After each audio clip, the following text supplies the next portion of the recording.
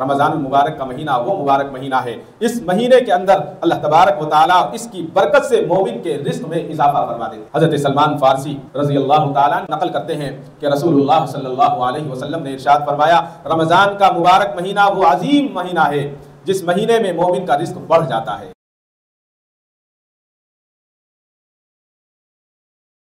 السلام علیکم ورحمۃ اللہ وبرکاتہ۔ الحمد لله نحمده ونستعينه ونستغفره ونؤمن به ونتوكل عليه ونعوذ بالله من شرور أنفسنا ومن سيئات أعمالنا من يهده الله فلا مضل له ومن يضلله فلا هادي له ونشهد أن لا إله إلا الله وحده لا شريك له ونشهد أن سيدنا وسندنا وشفيعنا وحبيبنا ومولانا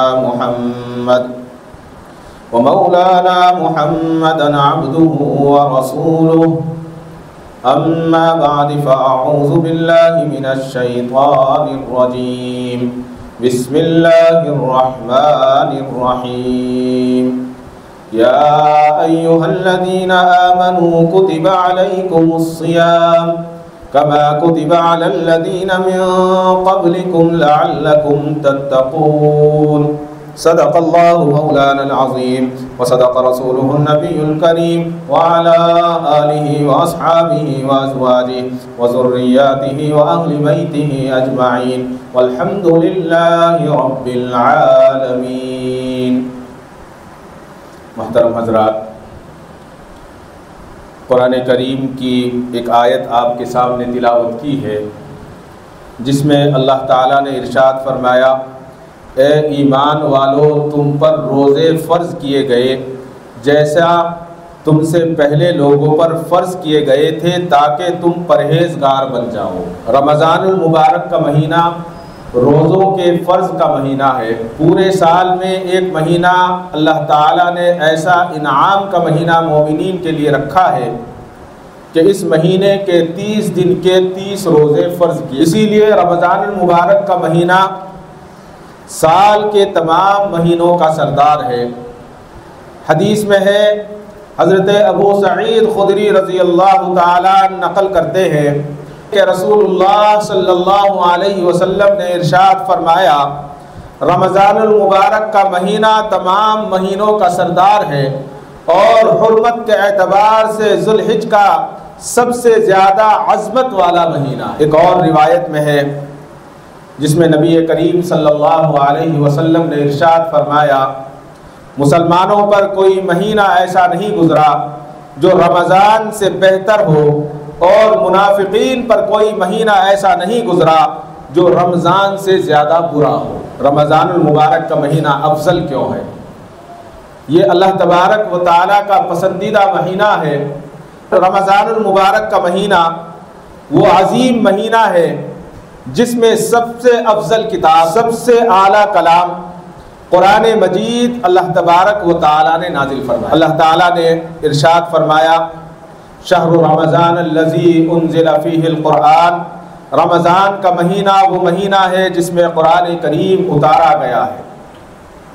اور صرف یہی نہیں بلکہ اللہ تعالیٰ نے ہر آسمانی کتاب اور صحائف مقدسہ کے لیے اسی مہینے کا انتخاب فرمایا۔ قرآن کے علاوہ آسمان سے نازل ہونے والی جتنی کتابیں تھیں، تمام کی تمام کتابیں اللہ تبارک و تعالیٰ نے اسی مبارک مہینے کے اندر اتاری، اس لیے کہ کوئی بھی شخص اس مہینے کو اپنی ہدایت کا سامان بنا لے۔ حضرت ابراہیم علیہ السلام کے صحیفے رمضان المبارک کی پہلی شب کو نازل ہوئے۔ اسی طرح سے تورات 6 رمضان کو اللہ تبارک و تعالیٰ نے نازل فرمائی، انجیل کو اللہ تعالیٰ نے 13 رمضان المبارک کو نازل فرمایا، زبور کو اللہ تبارک و تعالیٰ نے 18 رمضان المبارک کو نازل فرمایا، اور قرآن کریم کو اللہ تبارک و تعالیٰ نے شب قدر کی رات میں اللہ نے نازل فرمایا۔ معلوم ہوا کہ آسمانی کتابوں کو اللہ نے جس مہینے میں نازل کیا ہو وہ مہینہ واقعی مقدس مہینہ ہے۔ وہ مہینہ برکت کی دلیل ہے۔ اللہ تعالیٰ نے اس مہینے کو عظمت والا مہینہ بنایا، اس مہینے کو اہمیت والا بنایا، اسی لیے اللہ نے اپنی کتابوں کو، اپنے احکامات کو اس مہینے کے اندر اتارا۔ رمضان المبارک کا مہینہ بابرکت مہینہ ہے۔ حضرت سلمان فارسی رضی اللہ تعالیٰ عنہ فرماتے ہیں کہ نبی کریم صلی اللہ علیہ وسلم شعبان کی آخری تاریخ کو خطبہ فرمایا کرتے اور فرمایا کرتے، اے لوگو، تم پر ایک عظیم مہینہ سایہ فگن کرنے والا ہے، آنے والا ہے، جو بڑا بابرکت مہینہ ہے۔ ایک اور روایت میں ہے رسول اللہ صلی اللہ علیہ وسلم نے ارشاد فرمایا، تمہارے پاس رمضان آیا ہے جو ایک مبارک مہینہ ہے۔ ایک اور حدیث میں ہے اللہ کے نبی نے فرمایا، تمہارے پاس رمضان کا مہینہ آیا ہے جو خیر و برکت والا مہینہ ہے۔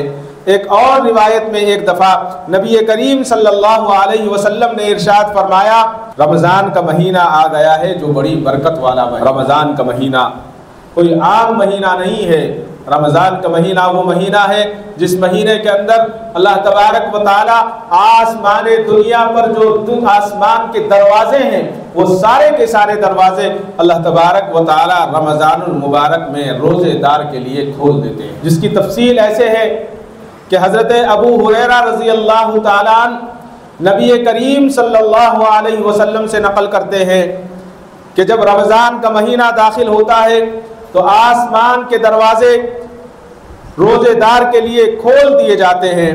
اور دوسری روایت میں حضرت ابو ہریرہ رضی اللہ تعالیٰ عنہ نقل کرتے ہیں کہ رسول اللہ صلی اللہ علیہ وسلم نے ارشاد فرمایا، تمہارے پاس رمضان کا مبارک مہینہ آیا ہے، اللہ تعالیٰ نے اس کے روزوں کو فرض کیا ہے، اس میں آسمان کے دروازے کھول دیے جاتے ہیں۔ اللہ اکبر! روزے دار کے لیے اللہ تعالیٰ آسمان کے دروازے کھول رہے ہیں۔ آسمان کے دروازے کھولنے کا کیا مطلب ہے؟ اس کے دو مطلب ہیں۔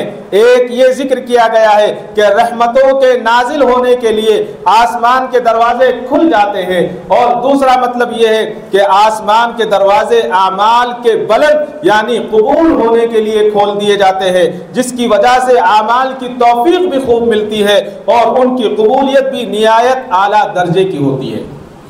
جس طرح رمضان کے علاوہ ہم لوگ جماعت کی ایسی پابندی نہیں کرتے، لیکن رمضان میں پابندی آسان ہو جاتی ہے۔ رمضان کے علاوہ دوسرے مہینوں میں عبادت میں اتنا دل نہیں لگتا جتنا دل رمضان میں عبادتوں میں لگتا ہے، یعنی توفیق اللہ تعالیٰ زیادہ دیتے ہیں، اللہ تعالیٰ ہمت عطا فرماتے ہیں۔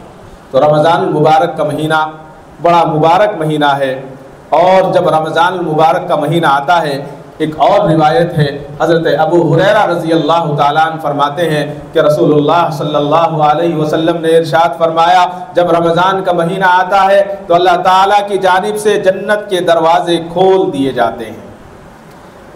رمضان المبارک کی پہلی رات میں دروازے جنت کے کھول دیے جاتے ہیں اور اس کا کوئی دروازہ بند نہیں ہوتا، اور پکارنے والا آواز دیتا ہے، اے خیر کے طلبگار متوجہ ہو جا، اے شہر کے طلبگار متوجہ ہو جا۔ حضرت ابن عباس رضی اللہ تعالیٰ عنہ سے روایت ہے، کہتے ہیں کہ رسول اللہ صلی اللہ علیہ وسلم نے ارشاد فرمایا، رمضان کی پہلی رات میں جنت کے دروازے کھول دیے جاتے ہیں اور جہنم کے داروغہ سے اللہ تبارک و تعالیٰ ارشاد فرماتے ہیں، اے رضوان جنت کے دروازے کھول دو، اور جہنم کے داروغہ سے کہتے ہیں، اور جہنم کے دروازے امت محمدیہ کے روزے داروں پر بند کر دو۔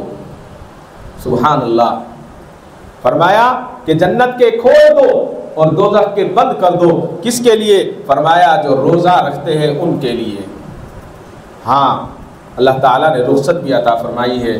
جو بیمار ہیں، سخت بیمار ہیں، وہ روزہ نہیں رکھ سکتے، عمر کا تقاضا ہے، کچھ اور بھی تقاضے ہیں، طبیب نے اجازت دی ہے۔ اللہ تبارک و تعالیٰ کو ہماری جان کی ضرورت نہیں ہے، اللہ تبارک و تعالیٰ تو ارحم الراحمین ہیں، ان کو روزے کی رخصت ہے، وہ روزے کی رخصت لے سکتے ہیں، روزے کی چھٹی لے سکتے ہیں، بعد میں روزہ رکھیں۔ ہاں، جو روزہ بعد میں بھی نہیں رکھ سکتے وہ روزے کا فدیہ ادا کریں۔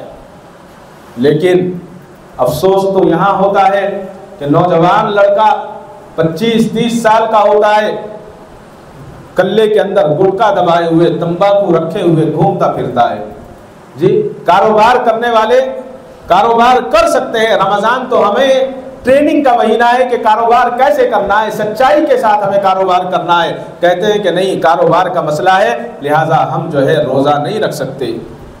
اللہ رحم فرمائے، روزہ نہیں رکھ سکتے۔ خیر یہاں تک بات تھی چھپی ہوئی، لیکن اس کے بعد سب کے سامنے ہوٹلوں میں کھڑے ہو کر چائے کا پینا، بیڑی اور سگریٹ کا پینا، تمباکو اور پان کا کھانا، اور اس کے ساتھ ساتھ حد تو تب ہوتی ہے کہ جوان بیٹے کے لیے باپ توشہ لے کر ہوٹلوں سے، گھروں سے اس کی دکان پر جاتا ہے اور آپس میں پوچھتے بھی ہیں کیا تم روزے سے ہو یا نہیں ہو۔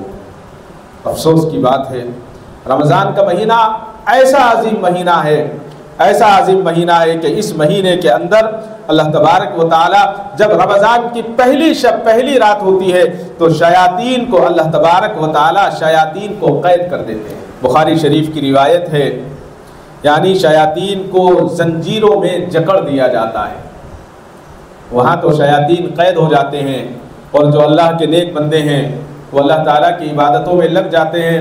لیکن کچھ شیاطین دنیا میں انسان کی شکل میں ہیں جو روزے دار کو پریشان کرتے ہیں، خود روزہ نہیں رکھیں گے اور سب کے سامنے بالکل کھاتے پھریں گے، ہوٹلوں میں کھاتے ہیں، دوسری جگہوں پر کھاتے ہیں۔ شرم کی بات ہے، شرم کی بات ہے۔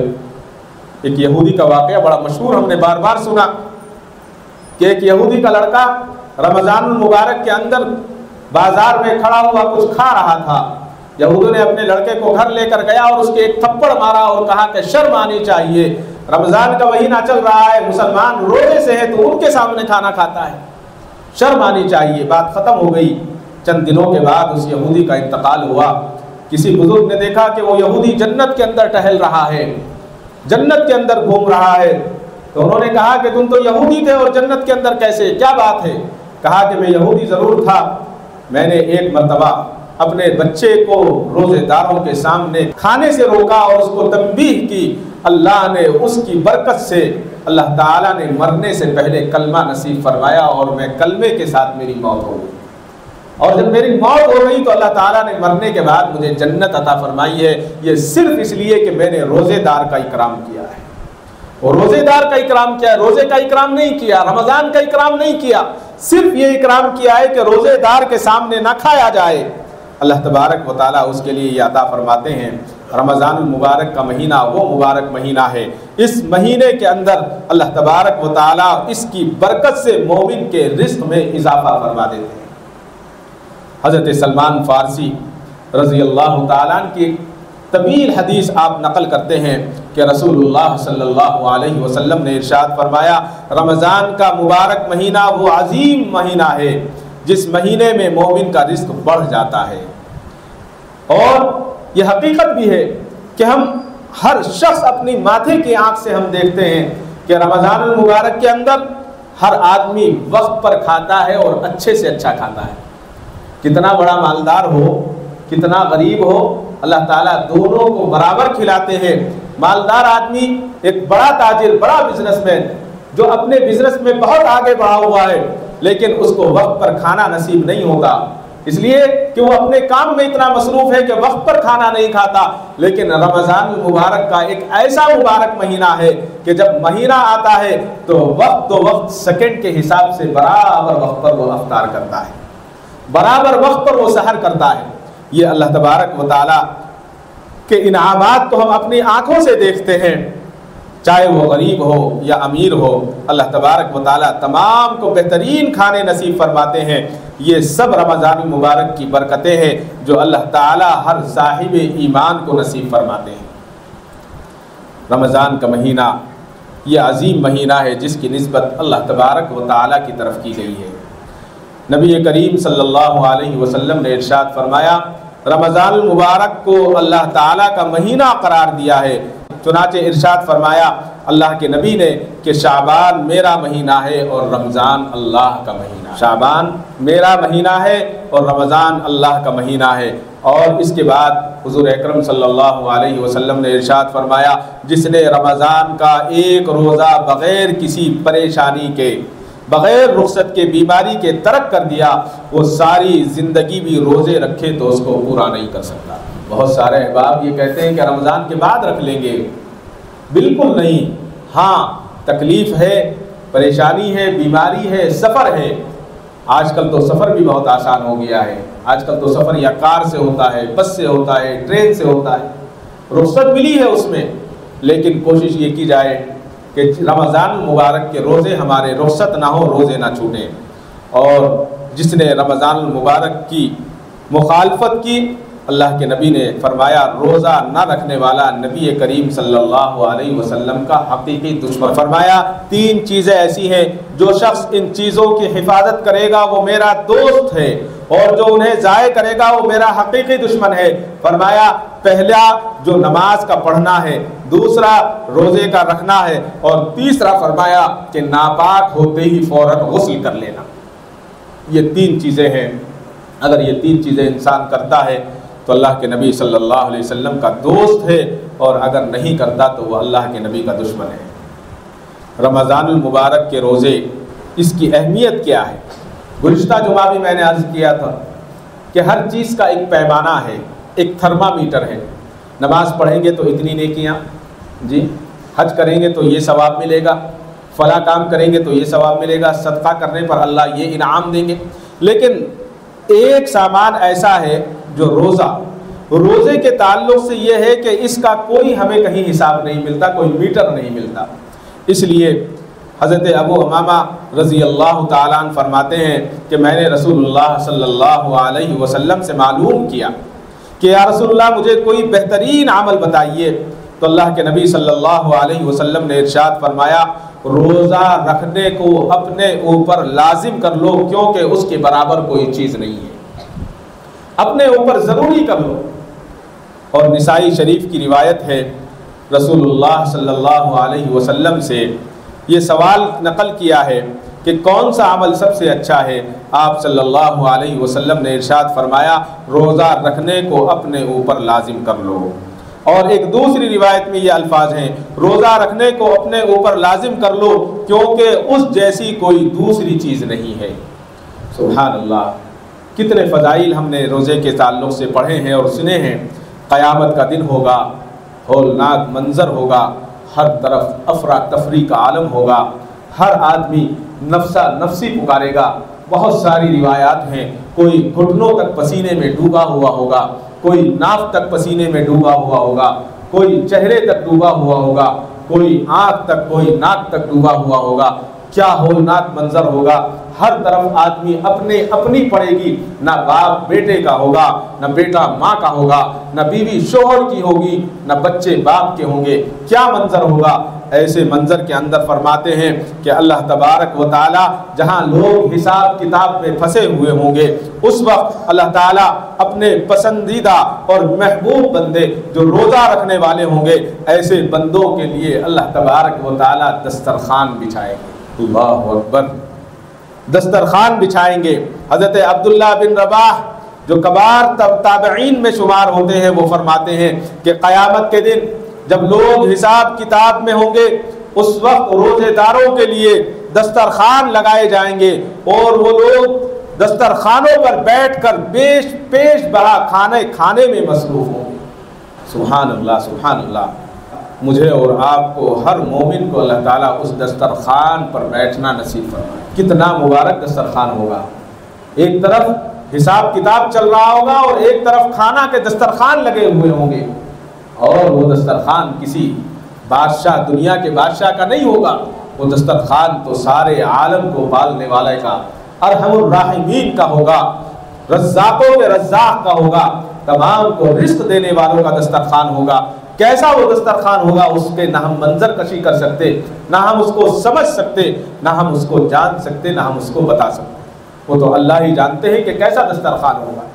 اور حضرت ابو سعید خدری رضی اللہ تعالیٰ عنہ فرماتے ہیں کہ رسول اللہ صلی اللہ علیہ وسلم نے ارشاد فرمایا کہ جو بندہ اللہ کے راستے میں ایک دن کا روزہ رکھے گا اللہ تعالیٰ اس کی برکت سے اس کو جہنم سے 70 سال کی مسافت سے دور کر دیں گے ایک روزے پر. اور 30 روزے پر کتنی دور جائیں گے. کتنا بڑا اجر ہے. یہ تو صرف جہنم سے دور کرنے کی بات بتائی گئی ہے، اس لیے کہ روزے دار کا اجر تو یہاں بھی نہیں بتایا گیا ہے، اجر تو دینے والے اللہ ہے. مشہور تابعی حضرت کعب احبار جو کہ یہودیوں کے ایک بڑے عالم تھے، نبی کریم صلی اللہ علیہ وسلم کی وفات کے بعد حضرت عمر فاروق رضی اللہ تعالیٰ عنہ کے خلافت کے زمانے میں مسلمان ہوئے۔ ان کے علم و فضل کا یہ عالم تھا کہ صحابہ ان سے روایت کیا کرتے تھے۔ وہ فرماتے ہیں کہ قیامت کے دن ایک پکارنے والا اللہ تعالیٰ کی جانب سے آواز لگائے گا کہ ہر کھیتی کرنے والے، عمل کرنے والے کو اس کی کھیتی کے بدلے میں بدلہ دیا جائے گا، اس میں اضافہ کیا جائے گا، سوائے اہل قرآن اور روزے دار کے، کیونکہ انہیں اس کا اجر بغیر کسی حساب کے دیا جائے گا۔ ایک تو روزے دار کو اور دوسرا قرآن کریم کو پڑھنے والے کو۔ اللہ اکبر۔ حضرت عبداللہ بن عمر فرماتے ہیں کہ رسول اللہ صلی اللہ علیہ وسلم نے ارشاد فرمایا، روزہ رکھنے والے کا ثواب سوائے اللہ تعالیٰ کے کوئی نہیں جانتا۔ طویل روایت ہے، نبی کریم صلی اللہ علیہ وسلم کا ارشاد ہے، اعمال 7 طرح کے ہیں، ان میں سے 2 عمل نجات دینے والے ہیں۔ فرمایا ایک عمل تو ایسا ہے کہ اس کے بدلے 700 گنا ملتا ہے، اور دوسرا عمل ایسا ہے کہ اللہ تعالیٰ ہی جانتے ہیں۔ پوچھا گیا 6 اعمال کی تفصیل الگ ہے، بتایا گیا کہ 2 نجات دینے والے اعمال یہ ہیں۔ پہلا عمل جو جہنم سے نجات دلانے والا ہے وہ روزہ ہے۔ اللہ اکبر۔ اور روزے دار کے تعلق سے انعامات کی اللہ تعالیٰ نے کتنا اس کو پسند فرمایا ہے۔ نبی کریم صلی اللہ علیہ وسلم نے ارشاد فرمایا، روزے دار کے منہ کی بو اللہ کے نزدیک مشک کی خوشبو سے زیادہ پسندیدہ ہے۔ ایک اور روایت میں انہی الفاظ کے ساتھ بیان کیا گیا ہے، رسول اللہ صلی اللہ علیہ وسلم نے ارشاد فرمایا، قسم اس ذات کی جس کے قبضے میں محمد کی جان ہے، روزے دار کے منہ کی بو اللہ کے نزدیک مشک کی خوشبو سے زیادہ پسندیدہ خوشبو۔ مشک جانتے ہیں، ہرنس کے نافے سے نکلنے والا ایک مادہ ہے۔ اس وقت اگر ہم اس کو خریدنے جائیں 7,000 روپے گرام ہے۔ اللہ اکبر۔ 7,000 روپے گرام مشک کی خوشبو ملتی ہے، اور وہ بھی اصلی ملے گی یا نہیں ملے گی کوئی بھروسہ نہیں ہے۔ چائنا کا زمانہ ہے، کچھ بھی ڈپلیکیٹ بنا کر مجھے اور آپ کو دیا جا سکتا ہے۔ مشک کی خوشبو سے زیادہ خوشبو اللہ تعالیٰ اس کو پسندیدہ بتا رہے ہیں۔ اور آگے فرمایا، رسول اللہ صلی اللہ علیہ وسلم نے فرمایا، ہر چیز پر زکوٰۃ لازم ہے، اور جسم کی زکوٰۃ روزہ ہے۔ جب ہم زکوٰۃ دیتے ہیں تو مال پاک ہو جاتا ہے، اور روزہ رکھتے ہیں تو جسم پاک ہو جاتا ہے، روح پاک ہو جاتی ہے۔ روزے دار کے تعلق سے یہ ہے کہ آج ایک اور ٹرینڈ چلا ہے، ہم لوگ سحری میں خوب دبا کر کھاتے ہیں، پہلی فرصت میں نماز پڑھ کر سو جاتے ہیں۔ اٹھتے کب ہیں؟ 3 بجے اٹھتے ہیں، 3:30 بجے اٹھتے ہیں۔ اٹھے، ہاتھ منہ دھویا، جلدی سے ظہر کی نماز پڑھی، عصر کی نماز کا وقت ہو گیا، عصر کی نماز پڑھی، پھر اپنا خریداری میں لگ گئے، افطار میں لگ گئے۔ یہ روزہ کوئی روزہ نہیں ہے، اس کو روزے میں شمار نہیں کیا جا سکتا۔ روزے کا مطلب ہی یہ ہے کہ ہمیں کمزوری محسوس ہو، ہمارا جسم کمزوری محسوس کرے، ہماری بھوک کا ہمیں احساس ہو۔ جب ہم بھوک کا احساس ہوگا تو ہمیں غریب کی بھوک یاد آئے گی۔ جب کمزوری آئے گی تو ہمارا جسم کا نفس جو ہے، سب سے بڑا جو ہمارا دشمن ہے، وہ کمزور ہوگا، اور جب نفس کمزور ہوگا تو پھر اللہ تبارک و تعالیٰ کی عبادت کرنے میں زیادہ مزہ آئے گا۔ روزے کا مقصد یہ نہیں ہے کہ صبح میں خوب کھا لیا اور پھر افطار کا انتظار کیا، پھر افطار میں اتنا لوڈ کر لیا کہ پھر اس کو ہضم کرنے کے لیے دوائیں کھانے کی ضرورت پڑی۔ اللہ نے نعمتیں دی ہیں، خوب کھائیں، لیکن اس طرح سے کھائیں کہ اپنے پیٹ کو پیٹ رکھیں، قبرستان نہ بنائیں۔ اللہ نے جو دیا ہے اللہ کی نعمتیں ہیں، اور اللہ تعالیٰ اس مہینے میں تو نعمتوں کو اضافہ فرماتے ہیں، تو نعمتوں کو خوب کھایا جائے، لیکن سانس کی گنجائش بھی رکھی جائے، پانی کی گنجائش بھی رکھی جائے، اس لیے کہ جب ہم زیادہ کھا لیں گے تو نہ تراویح پڑھ سکتے ہیں۔ اور رمضان میں ہم دیکھتے ہیں جی، بعض دن تو اتنی پریشانی ہوتی ہے، ظہر کی نماز میں اگر کوئی بیچارہ زیادہ کھانے والا ظہر میں برابر میں کھڑا ہو جائے تو امام صاحب اپنی نماز پڑھاتے ہیں، اسے ڈکار مارنے سے فرصت نہیں ہوتی، ہضم ہی نہیں ہوتا ہے کھانا۔ اور پھر افطار میں اتنا زیادہ ہو جائے گا کہ تراویح پڑھنا تو بہت مشکل ہے، لیکن اگر وہ تراویح میں آ بھی جاتا ہے تو برابر والی کی کھڑا ہونا اس کے لیے مشکل ہو جاتا ہے۔ ایک لمٹ کے ساتھ اللہ کی نعمتوں کو استعمال کریں، اللہ کی نعمتوں کو کھائیں۔ اس لیے کہ روزے دار ایک کوئی عام آدمی نہیں ہوتا، روزے دار تو وہ ہوتا ہے جس کے لیے اللہ کے فرشتے رحمت کی دعا کرتے ہیں۔ حضرت عمارہ بن کعب فرماتی ہیں کہ ایک مرتبہ نبی کریم صلی اللہ علیہ وسلم ان کے پاس تشریف لائے، انہوں نے آپ کی خدمت میں کھانا پیش کیا۔ اللہ کے نبی صلی اللہ علیہ وسلم نے فرمایا کہ تم بھی کھاؤ، تو انہوں نے کہا کہ میں روزے سے ہوں۔ آپ صلی اللہ علیہ وسلم نے ارشاد فرمایا بے شک روزے دار کے پاس جب تک کچھ کھایا جاتا ہے، جب تک لوگ فارغ نہ ہو جائیں، فرشتے اس کے لیے رحمت کی دعا کرتے رہتے ہیں۔ ایک اور روایت میں ہے روزے دار کی ہڈیوں کا تسبیح پڑھنا اور فرشتوں کا استغفار کرنا منقول ہے۔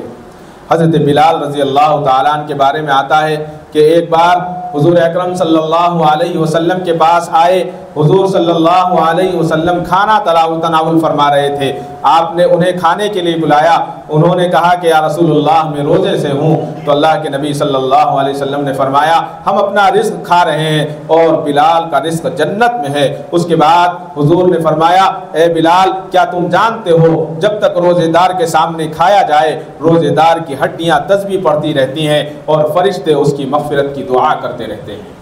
لیکن یہ روزے رمضان کے روزے نہیں ہیں۔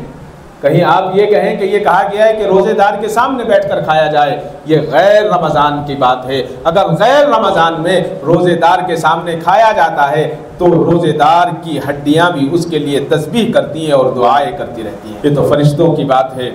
ایک اور روایت ہے، حضرت ابو ہریرہ رضی اللہ تعالیٰ عنہ فرماتے ہیں کہ رسول اللہ صلی اللہ علیہ وسلم نے ارشاد فرمایا کہ پچھلی امتوں کے مطابق میری امت کو اللہ تعالیٰ نے بہت ساری خصوصیات ذکر فرمائی، اور فرمایا اس میں ایک خصوصیت یہ ہے کہ سمندر کی مچھلیاں روزے داروں کے لیے افطار ہونے تک مغفرت اور بخشش کی دعائیں کرتی رہتی ہیں۔ اللہ اکبر۔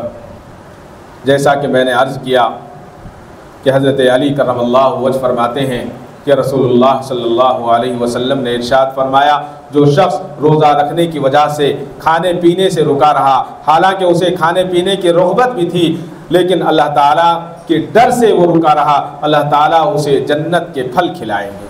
یہ اللہ تعالیٰ نے روزے دار کے لیے انعامات رکھے ہیں، اور ایک انعام تو اتنا بڑا ہے۔ حضرت سلمان فارسی سے یہ حدیث روایت ہے، رسول اللہ صلی اللہ علیہ وسلم نے ارشاد فرمایا جس نے کسی روزے دار کو اچھی طرح افطار کرا کر سیر کر دیا، اللہ تعالیٰ اسے حوض کوثر سے ایسا جام پلائیں گے کہ وہ کبھی پیاسا نہیں ہوگا یہاں تک کہ جنت میں داخل ہو جائے۔ لیکن ایک بات یہاں ضروری عرض ہے، روزے دار کو پیٹ بھر کر کھانا کھلانا ضروری نہیں ہے۔ اگر آپ کے پاس ایک کھجور ہے تو کھجور سے آپ روزہ افطار کرا دیں، پانی ہے تو پانی سے روزہ افطار کرا دیں، اور اللہ کے لیے اگر کسی کا مال ایسا ہے جو مشکوک ہو، کسی کی کمائی ایسی ہے جو مشکوک ہو، اس کو یہ ڈر ہو کہ میری کمائی میں حلال ہے اور حرام کچھ مل تو نہیں گیا ہے، اللہ کے لیے اپنے مال سے کسی کو روزہ افطار نہ کرائیں۔ خصوصیت کے ساتھ جو لوگ سود کا لین دین کرتے ہیں، آج کل تو سود کا لین دین تجارت بن گیا ہے، اللہ رحم فرمائے، اس کو ہم سود ہی نہیں سمجھتے۔ صبح میں 1000 روپے دیے، ہمارے محلے میں بہت چل رہا ہے، صبح میں 1000 روپے اس کے ہاتھ میں دیتے ہیں، 100 روپے وہیں سے پکڑ کر 900 روپے دیتے ہیں، اور شام میں 1000 روپے اس سے واپس لیتے ہیں اور کہتے ہیں کہ یہ تجارت کے لیے دیے ہیں، یہ نفع 100 روپے ہمارا نفع کہاں ہوا ہے؟ یہ تو سراسر سود ہے۔ اللہ کے لیے آپ روزہ رکھیں، ٹھیک ہے، آپ کے اعمال اللہ جانتا ہے، لیکن اپنے ایسے پیسے سے کسی روزے دار کا روزہ خراب نہ کریں، کسی کا روزہ خراب نہ کریں۔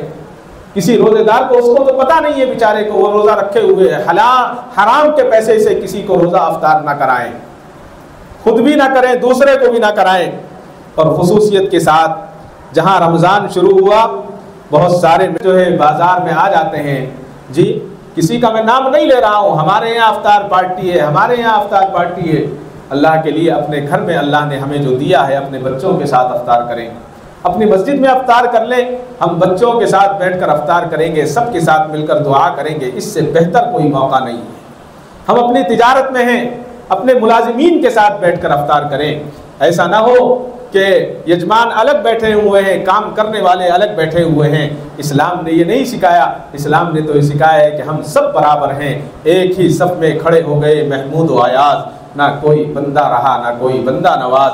جب اللہ کے دربار میں ہم سب بیٹھیں گے، جو بھی ہمارے ملازمین ہیں، ہمارے یہاں کام کرنے والے ہیں، اگر کوئی بھی ہو، وہ کتنا چھوٹا ہے کتنا بڑا ہے، سب ایک دسترخوان پر بیٹھیں، اللہ جانتا ہے، معلوم نہیں اس میں کون اللہ کا نیک بندہ ہوگا، اللہ کس کو پسند کرتا ہوگا، اور اللہ کس کی وجہ سے ہماری بھی نمازیں قبول کر لے گا، ہمارے بھی روزے قبول کر لے گا۔ خصوصیت کے ساتھ ایک بات تو یہ ہے کہ کسی کے اس طرح کے افطار میں شرکت سے اپنے آپ کو بچیں، دوسروں کو بھی بچائیں، اور مشتبہ مال جو حرام ہونے کا جس میں خدشہ ہو، ایسے مال سے نہ خود افطار کریں نہ دوسروں کو افطار کرائیں، اس لیے کہ ہم دوسروں کے افطار کرا کر اس کے روزے کو کیوں خراب کرنے والے بنے۔ آج مسجدیں پہلے سے زیادہ بھری ہوئی ہیں، آج مسلمان پہلے سے زیادہ ہیں، ساری چیزیں ہیں، پہلے سے زیادہ بیان سنے جاتے ہیں، پہلے سے زیادہ نمازیں پڑھی جا رہی ہیں، لیکن ہماری زبانوں میں تاثیر کیوں نہیں رہی؟ ہماری زبانوں میں تاثیر کیوں نہیں ہے؟ قرآن تو وہی پڑھتے ہیں جو پہلے پڑھا جاتا تھا، حدیث وہی ہے جو پہلے سنی گئی ہے، لیکن ہماری زبانوں میں تاثیر اس لیے نہیں رہی ہے کہ آج ہم رزق حلال سے دور ہوتے جا رہے ہیں۔ بہت بڑا المیہ ہے، اور اسی کے ساتھ ساتھ جو رمضان المبارک کا مہینہ آ رہا ہے، اس کی قدر کریں، اور اس کی قدر میں جہاں رمضان المبارک کے روزے ہیں وہیں سنتوں کا اہتمام ہونا چاہیے، اس کے ساتھ ساتھ قرآن کی تلاوت ہونی چاہیے، اور قرآن کی تلاوت کے ساتھ ساتھ حضرت ابو ہریرہ رضی اللہ تعالیٰ نقل کرتے ہیں کہ نبی کریم صلی اللہ علیہ وسلم نے ارشاد فرمایا، جس نے رمضان المبارک میں ایمان کی حالت میں اجر و ثواب کی امید رکھتے ہوئے قیام کیا، یعنی تراویح پڑھی، اس کے پچھلے تمام گناہ اللہ تبارک و تعالیٰ معاف فرما دیتے ہیں۔ تراویح کا اہتمام ہونا چاہیے۔ ایک اور روایت میں ہے جس سے معلوم ہوتا ہے کہ پچھلے گناہوں کے ساتھ ساتھ اگلے گناہ بھی اللہ تبارک و تعالیٰ اس کی بھی مغفرت فرما دیتے ہیں۔ معلوم ہوا رمضان المبارک میں تراویح کا اہتمام ہو، ایک جگہ پڑھنے کی کوشش کریں تاکہ پورا قرآن کریم ہمیں سننے کو ملے۔ ہاں، کچھ لوگ سفر پر ہوتے ہیں تو وہ لوگ کیا چاہتے ہیں کہ پہلے ہم 8 دن میں 10 دن میں 15 دن میں کہیں قرآن سن لیں، وہ بھی سنا جا سکتا ہے، اس کی بھی اجازت ہے، لیکن اکثر یہ دیکھا گیا ہے جہاں پر 3 پارے 4 پارے پڑھے جاتے ہیں، سب کے سب پیچھے کھڑے ہوئے چائے پیتے ہوئے ملیں گے، بات کرتے ہوئے ملیں گے، اور جب ان کو لگتا ہے کہ امام صاحب رکوع میں جانے والے ہیں فوراً بھاگ کر رکوع میں شامل ہو جاتے ہیں۔ یہ قرآن کریم کی توہین ہے، یہ قرآن کریم کا مذاق ہے، یہ قرآن کریم کے ساتھ توہین کر رہے ہیں۔ جب اللہ تبارک و تعالیٰ سننے پر انعام عطا فرمائیں گے تو توہین کرنے پر اس پر عذاب بھی ہوگا۔ اس سے ہمیں بچنے کی کوشش کرنی چاہیے۔ جہاں ہم قریب ہیں، جہاں ہماری مسجدیں قریب ہیں، وہاں ہم تراویح کا اہتمام کریں، یکسوئی کے ساتھ تراویح پڑھیں، اور تراویح میں جتنا آسانی کے ساتھ ہو سکتا ہے جا کر قرآن کریم کو سننے کی کوشش کریں، اور قرآن کریم پر توجہ کے ساتھ سنیں۔ انشاءاللہ اللہ تبارک و تعالیٰ اس کے فوائد اور اس کی برکات ہمیں نوازیں گے۔ یہ چند باتیں تھیں خصوصیت کے ساتھ جو عرض کی گئی ہیں۔ دعا فرمائے اللہ تعالیٰ مجھے اور آپ کو رمضان المبارک کی قدر دانی کی توفیق عطا فرمائے۔ اللہ تبارک و تعالیٰ خصوصیت کے ساتھ روزوں کی ہمیں قدر کی توفیق عطا فرمائے۔ اللہ تعالیٰ مجھے اور آپ کو کہنے سننے سے زیادہ عمل صالح کی توفیق عطا فرمائے۔ وآخر دعوانا الحمدللہ رب العالمین۔ کعبے پہ پڑی جب پہلی نظر، کیا چیز ہے دنیا بھول گیا، کیا چیز ہے دنیا بھول گیا۔